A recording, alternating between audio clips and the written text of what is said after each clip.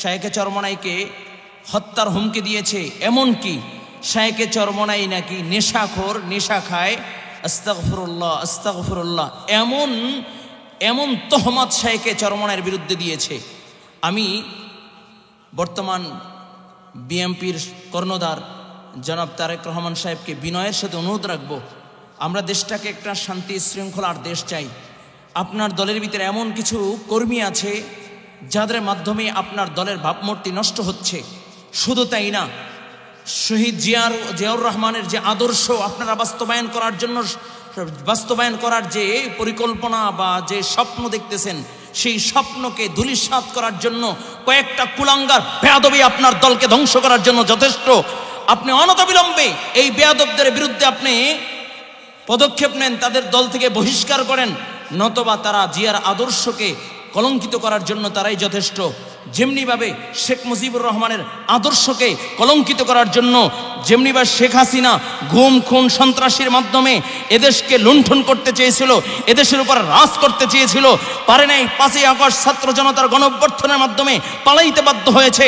ঠিক তাদেরকে যদি আপনি নিয়ন্ত্রণ না করেন, তাদের গলায় ভিতরে তাদের জবানে যদি লাগাম না দেন, তাদেরকে যদি দল থেকে বহিষ্কার না করেন, তাহলে সেদিন বেশি দূরে নয়, আপনাদেরকেও বাংলাদেশের মানুষ বাংলাদেশ থেকে আপনাদেরকে বিতাড়িত করতে বাধ্য হবে।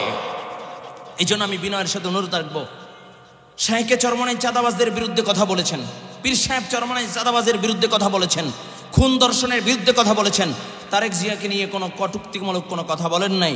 কিন্তু বড় আফসোস হয়, বড় কষ্ট লাগে, আপনার দলের কিছু নেতাকর্মীর একজন সম্মানিত ব্যক্তি ওয়ারেস নবী, যার সিনার ভিতরে আছে ইলমে নববী, এমন একজন আদর্শবান ব্যক্তিকে গাজাখোর বলে গালি দিবে, এমন একজন আদর্শবান ব্যক্তিকে কুলাঙ্গার বলে গালি দিবে, এমন একজন আদর্শবান ব্যক্তিকে হত্যার হুমকি দিবে, জাতি এটা বরদাস্ত করবে না।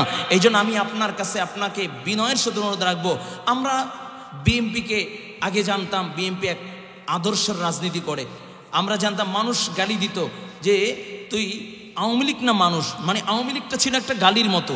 কিন্তু 5ই আগস্টের পরে সে আদর্শ আপনাদের কোথায় গেল? আমি বিনয়ের সাথে অনুরোধ রাখবো, আমরা চাই দেশের ভিতরে একটা শান্তি শৃঙ্খলা বজায় আসুক, আমরা দেশের ভিতরে উচ্ছৃঙ্খলতা চাই না, আমরা দেশের ভিতরে এই দাঙ্গা হাঙ্গা চাই না, আমরা দেশের ভিতরে খুন দর্শন চাই না, আমরা দেশের ভিতরে চাঁদাবাজি চাই না, আমরা চাই এক আদর্শ, আমরা চাই সুন্দর এক সোনালী দিন, আমরা চাই সোনার বাংলাদেশ। এই জন্য বিনয়ের সাথে অনুরোধ রাখবো, জনাব তারেক রহমান সাহেব, আপনি অনেক আকলমান, বুদ্ধিমান এবং আপনার বিচক্ষণতায় সত্যি প্রশংসনীয়। আমি চাইব এই সমস্ত কুলাঙ্গারদেরকে দল থেকে বহিষ্কার করে আপনি একটা সুন্দর সুশৃঙ্খল পরিবেশ আপনি বাস্তবায়ন, একটা সুশৃঙ্খল পরিবেশ আপনি উপহার দিবেন জাতি।